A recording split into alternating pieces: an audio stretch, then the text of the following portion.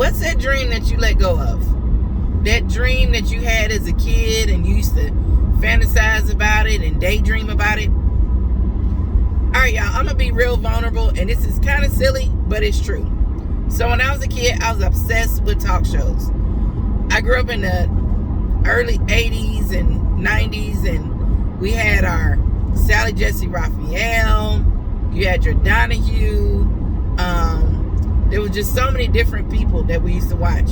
You had your Maury and your Geraldo, okay? And even your Ricky Lake. And I just thought it was cool interviewing people, talking to people, getting to know different people, knowing about different types of people and things that went on in their lives. And sometimes the drama, because we also had Jerry Springer too. So I wanted to be a talk show host. So that was one of my little things that I thought was cool. So I decided to make my own talk show.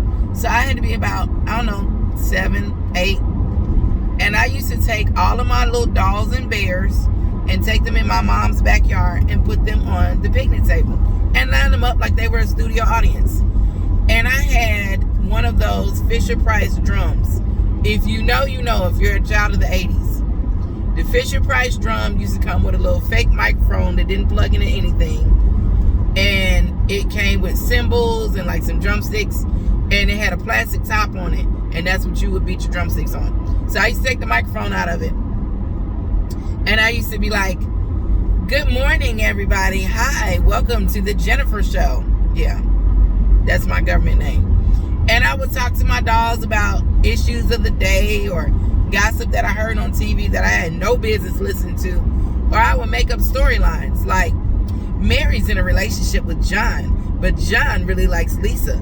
Let's talk about it. Yeah, that was me at 7 years old. I know, way too grown. But I was the baby of the family, and a lot of times my mom or my aunts would watch talk shows, and I would kind of sneak and, walk through the room and try to catch all the little drama or whatever. Baby, when my mama saw me in the backyard talking to these dolls and bears, she thought that it was something wrong with me. She told me later on that she talked to a family member like, you think something wrong with her? Like, do I need to take her and get some help? And all I was really doing was trying to manifest my little dream. But I'm sure that my mom, me having whole conversations with inanimate objects and being raised in the Catholic household, that probably was a little bit scary for her. But what I'm trying to say is, when we're children, we're very open to chasing our dreams, no matter how silly or crazy they look. But when we become adults, we get caught up in the hustle and bustle of taking care of family and taking care of the household and making sure bills are paid, making sure you're stable, and we forget about our dreams. It's almost like when you get to be an adult, it's silly to chase your dreams.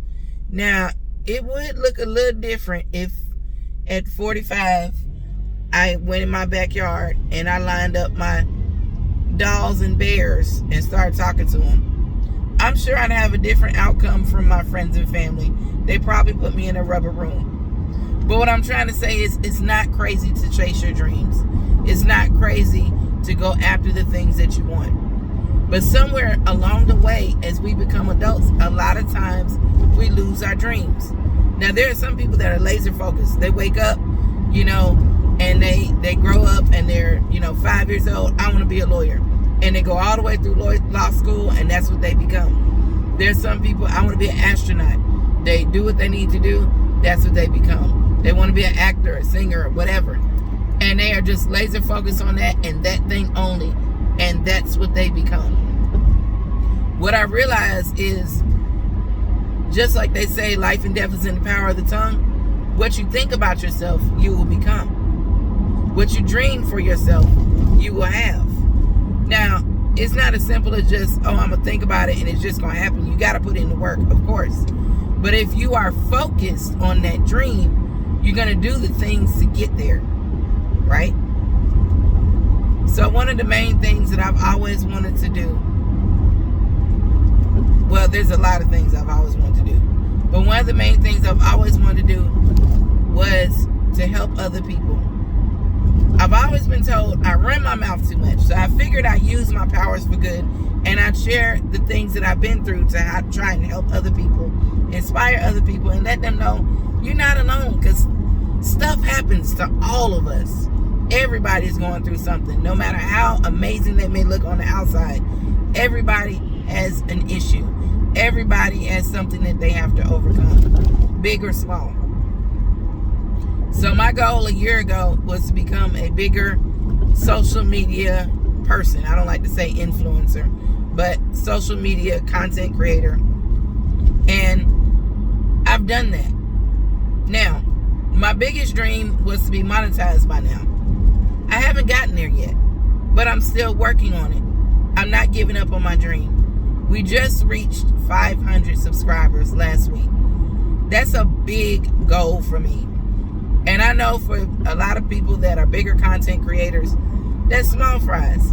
That's big for me because I put my heart and soul into it. So even if I got 1 view per video, that's 1 view that I didn't have 10 years ago.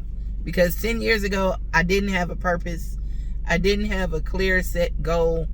I was just posting just to be posting. And honestly and truly, I was doing that because I did not know myself yet.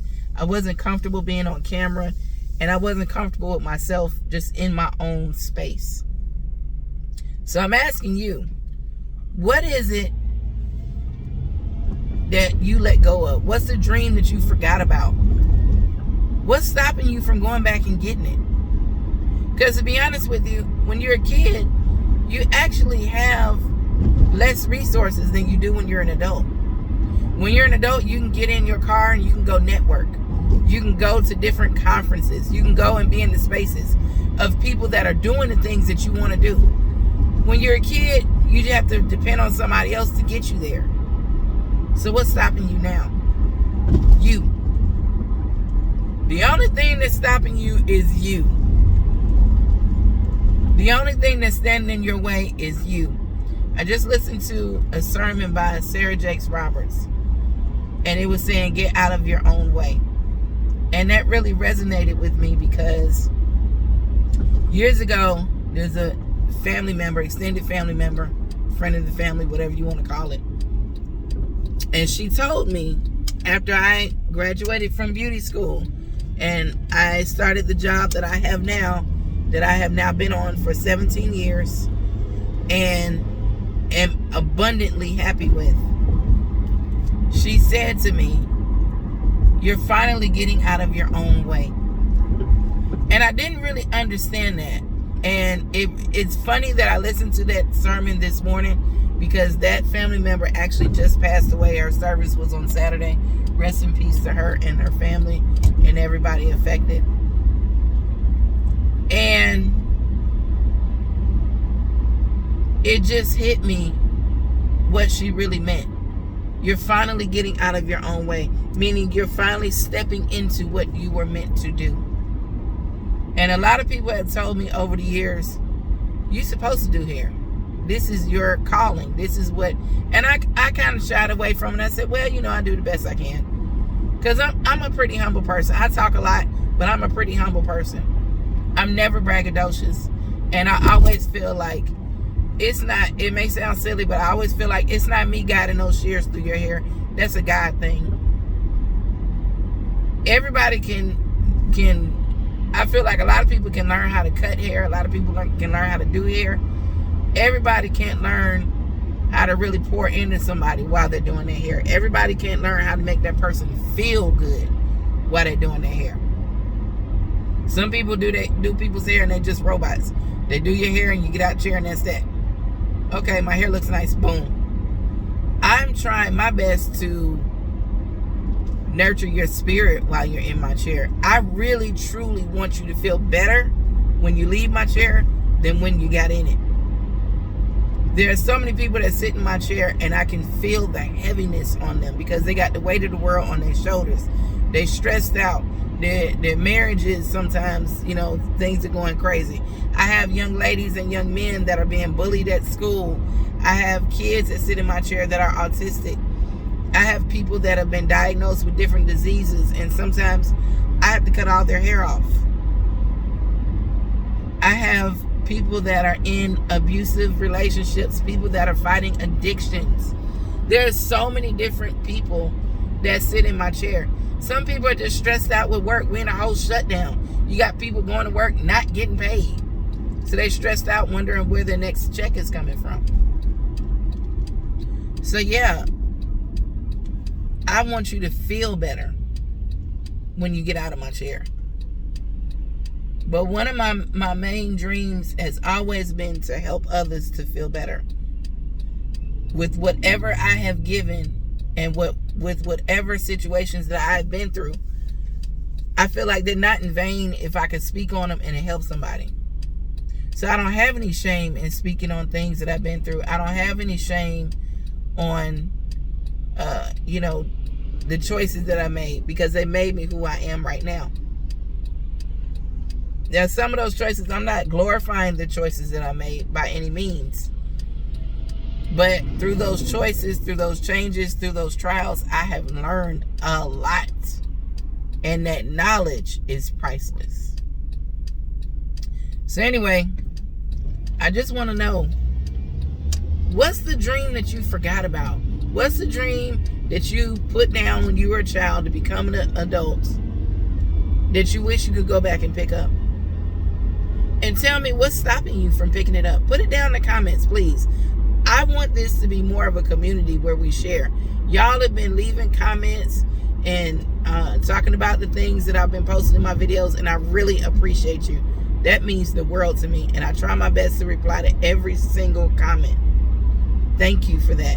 Thank you for subscribing. Thank you for supporting. Thank you for rocking with me. Let's continue to build, y'all. It's not worth it to me to just post a video just to be posting.